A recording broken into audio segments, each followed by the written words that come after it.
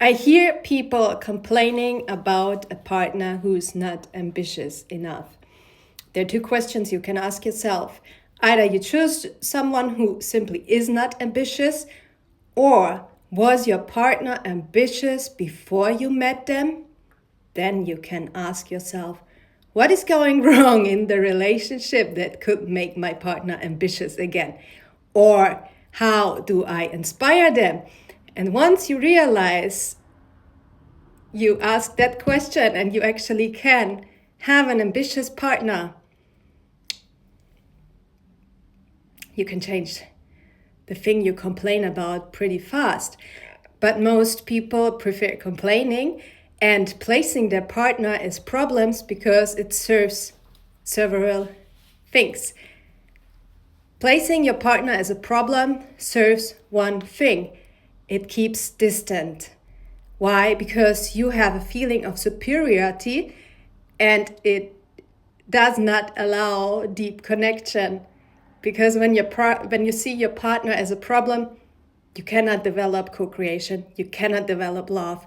You have a reason for distance. Your brain literally is choosing a reason to stay distant. And in my past relationship, I had a partner who was a personal trainer. When we started the relationship, he suddenly stopped going bouldering, he stopped going to the gym, I stopped doing the same thing, and it affected both of us. What many people don't realize, a relationship affects your partner either for growth, for the good or for the bad.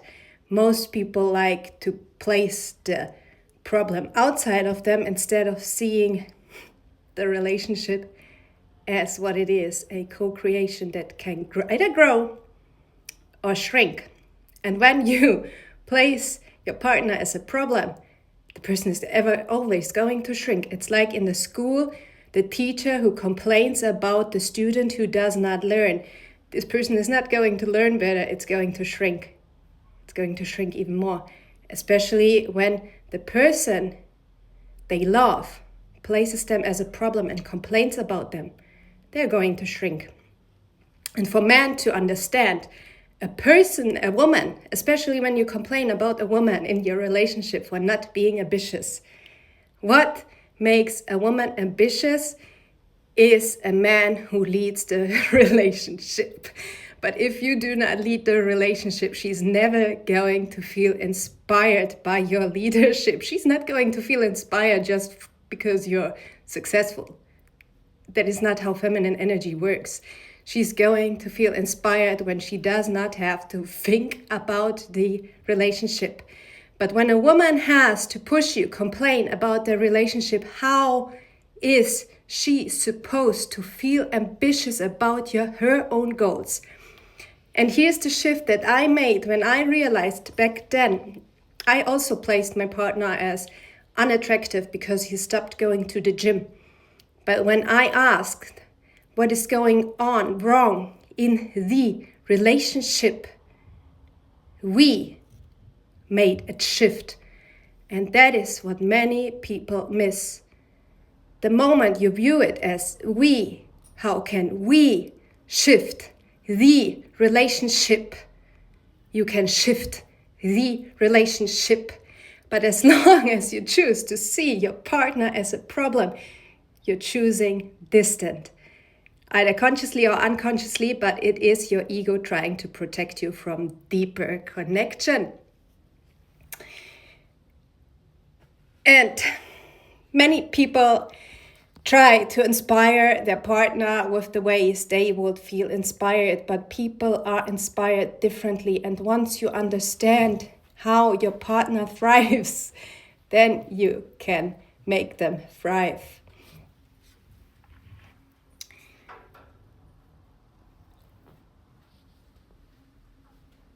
Not by complaining. That is somehow funny because men tell women stop complaining, but men complain about women too. While we know that complaining doesn't get us anywhere further than just reviewing the problem over and over again instead of getting the solution. I had a client where the woman consistently told him, if the relationship isn't fixed first and I start driving my own business, I'm going to cut you off. She literally repeated that. But he treated it as a mindset problem he needs to fix with coaches. What he didn't realize, the possibility of relationship each time he made someone correct what she's thinking shrunk. And I was wondering when he is going to understand that the only reason why she keeps the brake on her business is because she's telling him the gap to save the relationship is this small. And once I press the gas, I'm going to close it.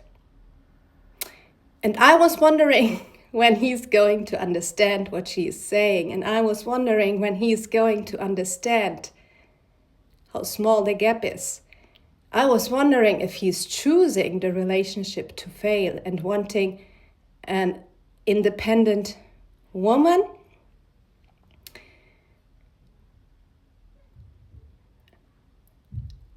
And I was wondering as well if he didn't want it to do the thing that was necessary for her to be ambitious again, because that would mean to admit he made a mistake in the in the past. And many men do not like admitting mistakes because they connect it with as I am a failure.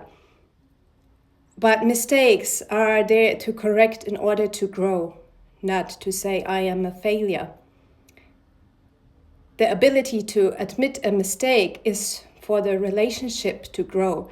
But as long as we do not admit mistakes, attraction cannot grow. Because nobody can rely on someone who cannot see their own mistakes in the relationship. It is not about blaming whose fault it is or who's responsible, but it is to admit that a relationship affects people, especially intimate relationship, affect people to their better or to their worse. I had another relationship. He was a veteran and he was a ranger in Afghanistan. He was bombed at and he had PTSD. And at some point, I didn't even see a man anymore. I just saw someone who had PTSD. While in the beginning, I was happy to be on the phone call with him when he was nervous about getting into a store because he had social anxiety based on his past. But at some point, it shifted. I just saw a person with PTSD. And what I did not realize, that is how I treated him. That is what he became. And when he found another woman who didn't treat him like a person who had PTSD, but a man, it took me years to understand this, until I was treated the same way. It took me years to understand what did another woman gave him that I did not give him, why he suddenly, from let's marry and buy a house, went off to another woman. For me, it felt sudden. And this is what feels for many relationships. It feels sudden. But it usually is not sudden. It is small accumulation that slowly dies. How we treat our partner is how attraction dies, how they do not feel loved anymore. And often we don't see it because we are so fixed on our narrow mind, not seeing that there are different perspectives. And when we understand that, back then I didn't understand also how to make a man ambitious in a relationship. It is supporting him, it is nurturing him, and usually it goes both ways. When you support and nurture a woman, she will be ambitious. Funnily, I had a client, she kept telling him what she needs, but he refused to give her what she needs in order to be ambitious.